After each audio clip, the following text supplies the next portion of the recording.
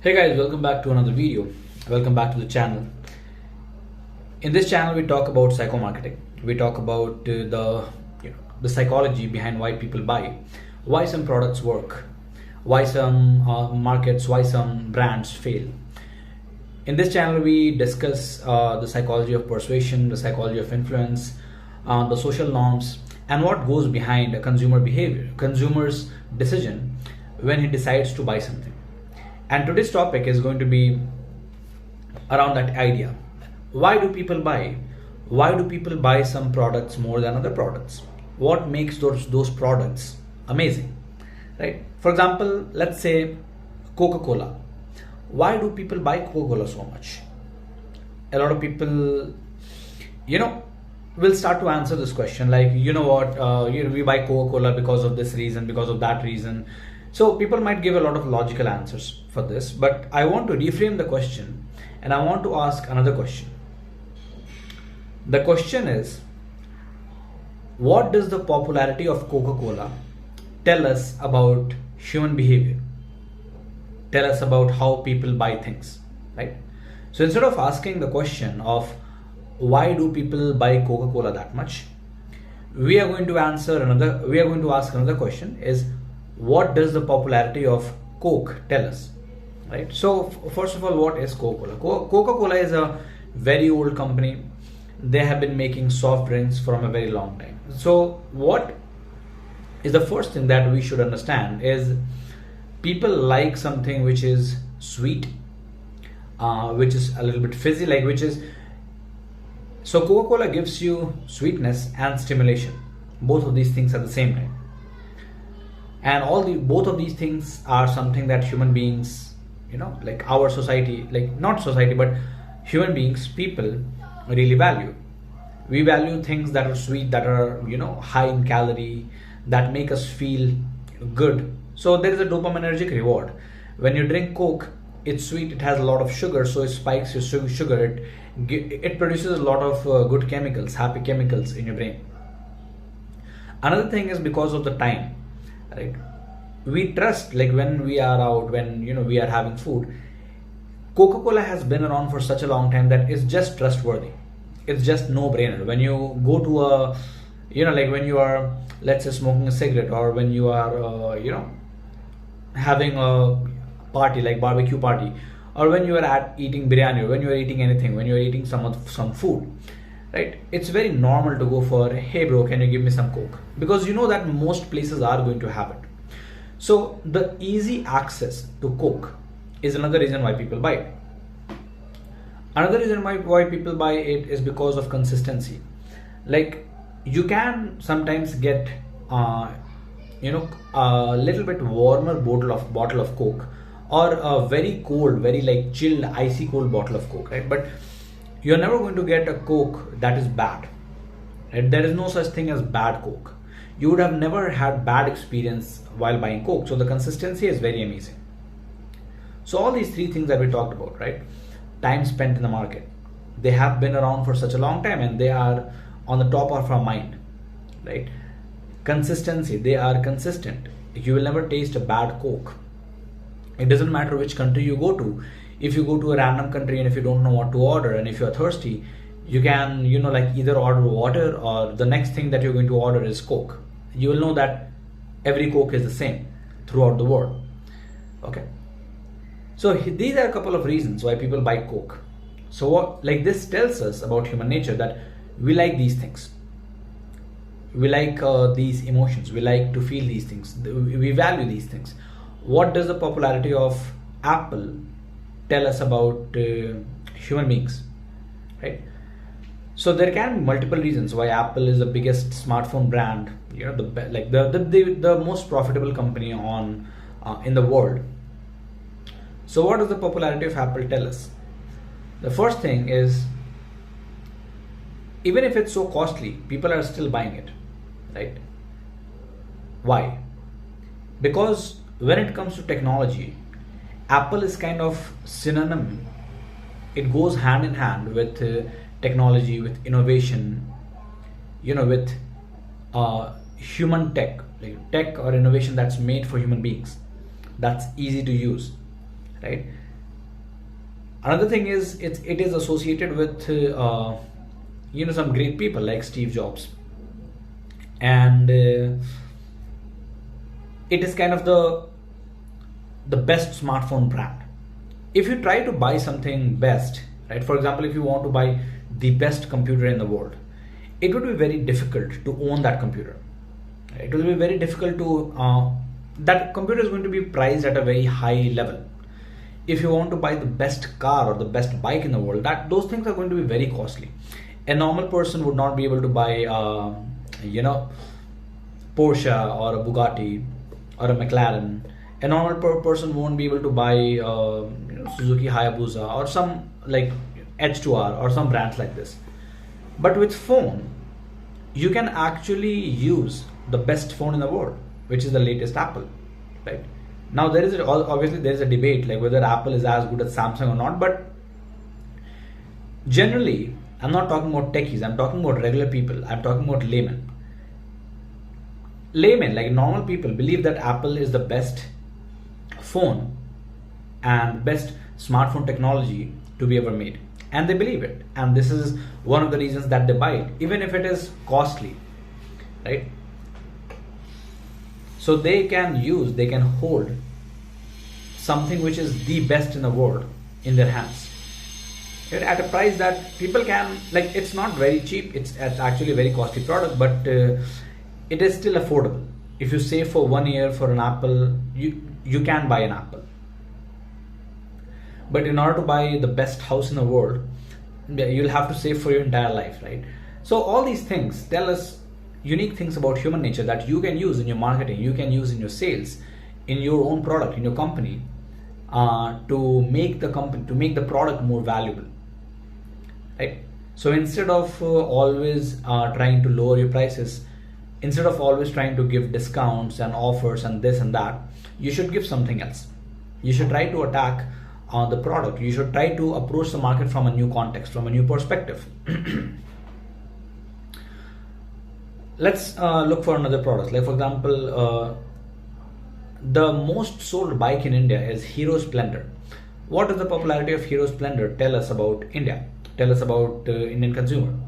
That Indian consumer value mileage, durability, low maintenance cost, and a very easy to maintain and handle bike, right? They do not really care. Most Indian consumers do not really care about performance, because like very rarely you will find places in India, especially in Indian cities, that are less crowded, that are very open, where you can ride a bike at 120, 130, right? For all intents and purposes, a Hero Splendor can go to like 70, 80, and that is a pretty good, speed in India. Like we don't need to go any, like at 70, 80, you are going to be one of the fastest vehicles on road in India, right? Nobody in India is going 200 kilometers per hour. So Splendor, right? What else can we talk about? Like the most popular car in India is WagonR. So what does the popularity of WagonR tell us? The popularity of WagonR tells us that it is a car which is made for big family and space, because in India people have big families. People have 3, 4, 5 families. People use their car not just as a transportation, but also as like a utility vehicle. So you can say that WagonR is the cheapest SUVs, like sports and other utility vehicle in India. Like it is not a very small car, it is a big car. It has a lot of space. It does not require as much maintenance. The mileage is very high. Like it is always in demand. You can resell it, right? Again, people don't care about performance as much. And people don't care about performance. People don't care about luxury. It is doable, right? So one of the things, like once you ask these questions, instead of why is WagonR that famous, or why is Splendor so popular, or why is Apple so successful, ask what does the success and popularity of these companies, these brands, these products tell us about human nature that we can use in our own marketing. Once you crack this deal, then things are going to become very easy for you, right? So another thing is, like when selling, People often rely on only offers and discounts and limited time deals to make the consumer buy the product. Now, that's a very failing strategy, because there's a limit to which you can apply offers to your discount to your products and services. Like, you're not going to ultimately start selling your things for free, right? So playing on price is a losing battle. Like, playing on price is a losing battle. So, but again, ask yourself, right? Why do offers work? When you run a Facebook ad, when you run a Google ad, and when you say, 30% off, 50% off, if you buy, in next 24 hours, we are going to give you a 50% discount. Like, what is working here? Is it Google ads that is working? Is it the Facebook ad that is working? Is it the keywords that you have selected or the audience that you have selected that is working, or the offer that is working? So ask yourself, if you want to become a good marketer, if you want to sell your products better, ask yourself this question.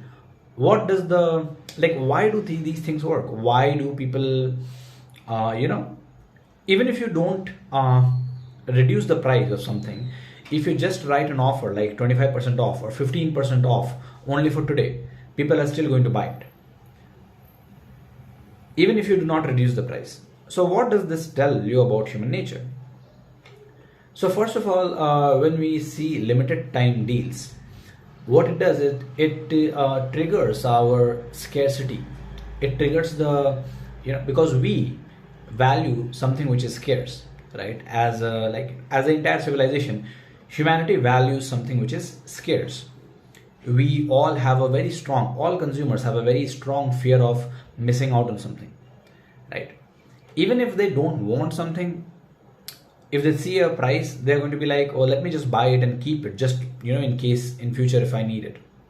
Right? But people are going to do it only with cheap to medium products, right? People are not going to be like, if you are selling a car at a 15% discount, like if you're selling a car that costs let's say 30 lakh rupees, and if you're selling that car for 25 lakh rupees, people are not going to be like, let me buy it and keep it, just so that, this also depends on the context. So people are going to buy things and keep it, or people are just going to buy things just to try it, right? So it depends on what kind of market you are in, like what kind of offers are going to work for you, what kind of triggers are going to work for you. So the reason limited time deals work is because they trigger the scarcity bias within us, right? We value things that are scarce. We naturally think that these things must have a very high value. Another thing that is discounts. Why do discounts attract our attention? Even if the price has not been lowered, it still attracts our attention, because it's obvious, we seem to think that there is some kind of bargain in it, right? So I'm getting more than I'm paying for, right? I'm getting more for I am paying less for something. So there is a bargain, right? So why does it work? Because all human beings have a tendency to minimize time and effort and maximize reward. This also happens with money. We want to minimize money investment, time investment, and effort investment, and maximize rewards. So when there is something we can buy for less price, most probably we are going to buy it. But these are just two things, that people use, that marketers, that companies, that brands are using. There are a lot of other things that you can use, right? For example, you can use something like exclusivity, right? Instead of showing if you are in such a market, right? Like, for example, if you're in real estate market, you can market a house or a property as very exclusive, that this is only reserved for a top 0.1% of the population. Like, you have to have three criteria. You have to have a contact with local authority, you have to have contact with the rich people in the town, or you have to have contact with somebody in the company, then only you will get it, right? Creating exclusivity. When you make something exclusive, right, it becomes valuable, it becomes more desirable, it becomes attractive, right? It increases the value of the product in the brain. Like in the brain, obviously it does not increase the actual value of that space, but it increases the perceived value in our mind, right? The same thing you can do with a car, like, or if you own a restaurant or if you own a club, you can do, you can use this. You can be like, no, we only allow people in who have some contacts or who have some friends inside. We don't allow random people. So if you are friends with an inside, if you are in the guest list, somebody had added you on the guest list, or people who are in, like, the club promoter, or the DJ, or the friends of DJ, or people who play, or the photographer, or somebody who is a regular in this club, then only you are going to be allowed in this club, right? It increases the value. Like obviously people are going to get a little bit pissed off if you automatically like, if you like in the night, like you change it, right? Next day you completely change your pricing. People are going to be pissed, but the value of your club is going to be higher, right? The value of your club is going to be, people are going to demand, the demand is going to increase. Sometimes you can increase the price of something and it becomes more in demand, right? Sometimes if you just make something branded, right? Like what does branding actually mean, right? When let's say if I am selling this like earbuds, right? I'm selling these earbuds, and there is no name on it, right? The value is not going to be that high. But when we brand something, when we put a name on it, it says, it is like a testimony that somebody is willing to stand behind this product. So if something goes bad, or if this product doesn't work, then I know who to blame, right? The same thing is if you buy a course from me, or if you partner with me for consulting, if you collaborate with me for marketing consulting or sales consulting, there is going to be a name on it, right? The person who is responsible for all the work, and if shit doesn't work out, if something goes bad, you know who to blame. That is me, right? So this is why branding works. So there are a lot of these things that can be applied apart from simply discounts and offers. Like how much offer are you going to give? Are you not tired? Are you not losing money by giving like offers left and right every day? Like every day is not Christmas, bro. Every day is not New Year. Every day is not a festival. You should not have an offer every day. If people are not buying a product and you have to give them 50% off, 40% off, 30% off for them to buy it, then maybe your product is simply bad. Improve your product and service, right? All these things can be done, right? But you have to know where to start. If you don't know, then you can work with somebody like me. So I hope this video was interesting, right? I always encourage people. I always kind of push people to look beyond the obvious and find the reasons, like find the actual root cause of why things are happening. This will make you a better marketer, a better salesman. This will improve the business that you're doing. This will improve the quality of your product and service and everything. So please like this video. If you enjoyed it, if you learned something new, like this video, subscribe to the channel, share this video with your friends and our colleagues and other people who you think might gain some value from this video. This is something new. Psychology of marketing, psycho-marketing, behavioral marketing, neuro-marketing. This is something very, very new, and I'm trying to bring it to the market. I'm trying to bring it to the people, because this is, in the future, this is going to be the only way. Creativity, understanding human psychology, understanding consumer psychology is going to be the only way that you will be able to win in the market. If you do not understand this, you will not win, I promise you. You are not going to win, you're not going to succeed, I promise you.